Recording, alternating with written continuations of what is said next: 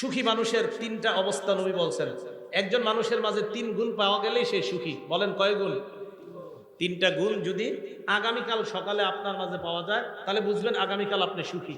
দলিল তিরমিজি শরীফের 346 নম্বর হাদিসের বর্ণনা, 2346। ক্বালা রাসূলুল্লাহ সাল্লাল্লাহু আলাইহি ওয়াসাল্লাম, নবীজি বলেন, মান আসবাহা মিনকুম আমিনান ফি সিরবিহি, তোমাদের মধ্যে কোনো মানুষ যদি সকাল অবস্থা হয় এমন অবস্থায় তার পরিবার নিয়ে সে নিরাপদে আছে। এক নাম্বার, তোমাদের মধ্যে যদি কারোর সকাল এমন অবস্থায় হয় সে পরিবারের মধ্যে নিরাপদ, পরিবার সহ পুরা নিরাপদে আছে। এক।